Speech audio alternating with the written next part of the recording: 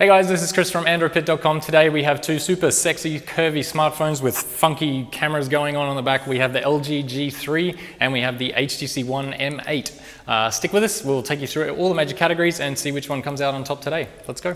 Okay, so we have the G3 on the left and the M8 on the right. The first thing you can see is that the M8 is a tall drink of water. It's quite tall and skinny compared to the G3, which is a little bit shorter and a little bit fatter.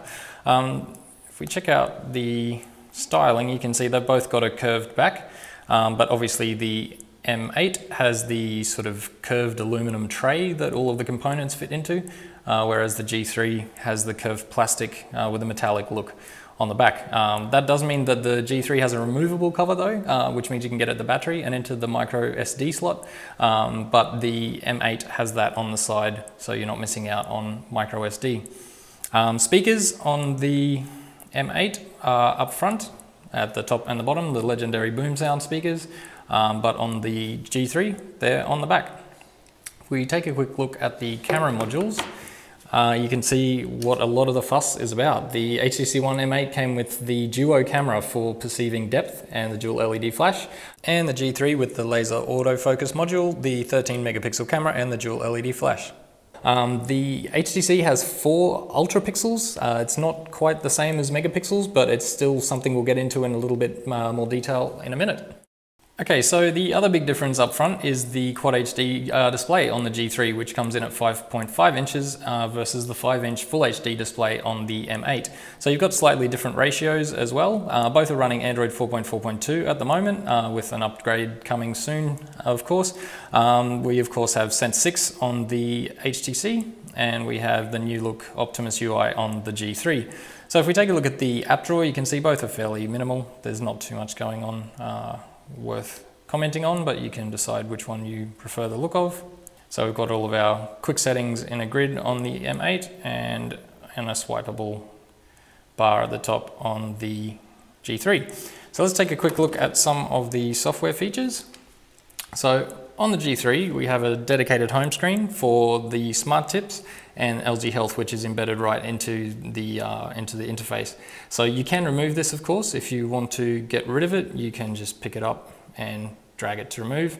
But on our home screens, we have got lots of space. There's nice crisp colors on the display as well. I know a few people have been concerned about the brightness. I haven't really noticed a problem with the brightness. Of course, we've got it dropped down for the video, but the new interface is nice and cleanly laid out. Everything seems pretty snappy.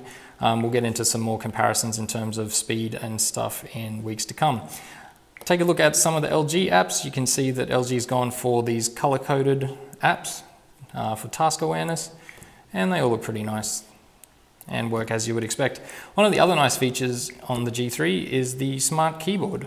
So this is the new LG smart keyboard, and has a few cool things. You can do obviously swipe typing, but you can also change the height. So if you want to, actually you can change the bottom row keys at the bottom as well. So you can also change the height of the keyboard. So depending on how much screen real estate you want taken up by the keys, you can have a giant keyboard, or you can drag it back down and have it take up less room.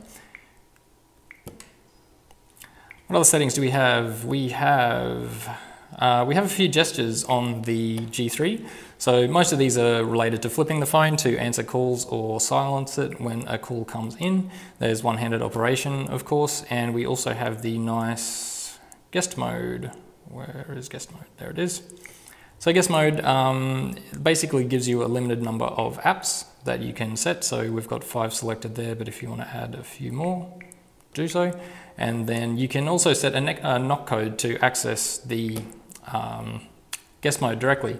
So if we turn it off, our normal knock code will take us straight to the home screen. If we do our guest mode knock code, it will take us to guest mode. And of course, knock on, which we're already familiar with, will take us to our lock screen. We now have a nicely laid out recent apps key, which I'm not the hugest fan of, but you can change it around to look however you like. It looks a lot better to me in this sort of more open view. And what else do we have? Let's take a quick look at the camera. So the camera has quite a minimal interface. You can clear everything out with a touch of a button and bring it all back. We also have a fairly minimal set of options. We have dual camera, panorama, magic focus for post-processing of focal points, and of course auto mode. Settings, we have some grids, we have a timer, voice activation, we have our resolution settings and HDR mode, which is super nice. We'll get onto that in the results of the camera in just a sec. Okay, so back on the M8, we obviously have Sense 6 and we have the blink feed home screen. That, if it's not your cup of tea, you can get rid of it, just as we saw on the G3. Just drag it out of the way and remove it. But what else do we have? We have a very different interface look on the M8 for the stock apps. So we have not color coded, but they're all just blue. All of the standard, where are we? All the standard HTC apps just have the nice blue bar at the top, and everything's laid out pretty nice and neatly. There's not too much in it for me in terms of interface. Everything's looking pretty good. There's also Kid Mode by, I think it's Zoodles, on the M8, kind of akin to the Guest Mode on the G3. There's some nice motion launch gestures on the M8 as well, which I'm a bit of a fan of. So you can double tap to wake, just as you can on the G3. But there's some others based on other gestures to go straight to the home screen. You can swipe right to go to blink feed. Probably my favorite motion launch gesture though is the volume down button to launch the camera app. So while the HTC only has 4 megapixels, which is a sort of ultra pixels, which are basically megapixels that capture a little bit more light. The resolution you will notice in the example photos we show you in just a second. But we have fairly basic camera modes as well. Camera video, Zoe mode, which is coming officially a little bit later.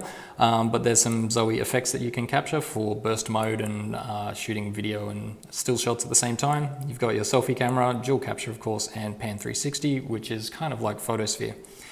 So let's go back and we can take a look at some of our settings. So one of the nice things about the M8 camera is that you've got access to a lot of your manual camera settings. So ISO, exposure, white balance, and so on. You've also got some live previews for different filters, if that's your cup of tea.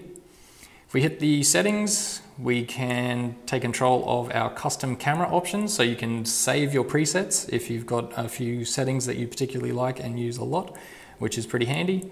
And our modes here, we've got quite a few. We've got auto, night mode, HDR, panorama, anti-shake, and so on and so forth. The manual mode is obviously the best of all of those. We'll show you the results of the camera in just a second. As far as health and sports wearable integration, we have Fitbit. Where's Fitbit? Fitbit, right there. So Fitbit, I don't have one connected of course, but if you did, then you would have full Fitbit support, as we're seeing with a lot of flagships this year. As for the results of shooting with both, you can see that they're not too bad. There's a little bit of a sort of a milky look going on the M8, and the G3 is a lot more sharp. Obviously you've got way more megapixels on the G3 than you do on the M8. But again, the M8 doesn't shoot bad photos. I think the G3 just shoots better photos. HDR mode outside, both produce decent results, but again, the G3 comes out better. Color reproduction up close, it's pretty fair. There's not too much going on, but if you zoom right in, of course, to some details, you'll start to see the obvious difference in megapixel count. The M8 just starts to lose detail quite quickly. Let's go over. Color reproduction is pretty decent, but again, the G3 sort of picks up color a little bit nicer. This is interesting. You can see on the M8 in the glare on the table that candy just kind of vanishes into a blur, whereas it's a little bit sharper on the G3. And if we zoom right in, you can see there's just a lot more detail again on the G3 than there is on the M8. The M8 consistently sort of shot these slightly milky looking shots. Outside with a bit of contrast, both results were okay. There's not too much in it, but at low light, this is where it got really interesting. Despite the optical image stabilization plus on the G3, the M8 smart stabilization did a pretty good job. You can actually see the G3 produce much darker shots than the M8, and if you zoom in, of course, you're going to see the lack of megapixels there. Things are a lot sharper in the G3 up top, but you can also see quite a lot of noise going on in the background there, which just isn't anywhere near as obvious in the M8. It's really interesting. It's going to depend how you like to take your low light photos. If you want something that's going to obviously give you lighter scenes, then you're going to want to look at the M8 because you'll get much lighter shots, but they're going to be a little bit more blurry. Whereas the G3 will give you a lot more noise, but things will be a bit sharper. Up close, obviously the M8 has a macro mode, the G3 does not, but they both shoot pretty decently. There's nothing terribly different going on at close range. And that's about it for cameras. So as far as hardware goes, both are rocking a Snapdragon 801. The G3 has a slightly faster clock speed though, and also has the possibility of 3 gig of RAM, whereas the M8 only comes with 2 gig no matter which version you buy. There's not too much in it though. The M8 is super fast and super snappy, and in benchmark tests it actually outclasses the G3. Let's take a quick look at our Antutu benchmark scores. We don't put too much stock into benchmarking because they're not always the best indicator, but you can see there's a bit of a difference there despite the G3 being brand new and the M8 being out for a little while. Okay, just to give you an idea of how snappy both of the devices are, let's do a quick test. So again, even though it's slightly slower clocked and lower RAM, the M8 responds pretty quickly. You can also see the differences in color here as well. The G3 display is quite nice, but it does come out a little bit more pinkish, and the M8 is super crisp white. I'm not sure if you can pick that up on the video, but of course watching at home on a monitor through a video camera onto a screen, it's obviously going to mess things up a little bit. Okay, so when it comes to speakers, obviously there's nothing that can beat the legendary boom sound on the HTC. We've got the stereo speakers at the top and bottom of the screen. On the G3, we've got the 1 watt speaker mounted on the back, but we won't play any music because copyright and all that. But despite the G3 being nice and loud, it's hard to beat the HTC, and it hasn't done so in this case.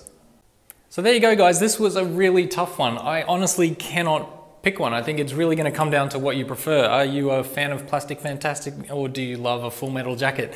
In terms of cameras, I mean, the G3 is pretty minimal. Maybe you just want higher megapixels. Maybe you want more preset modes. How important is low light to you?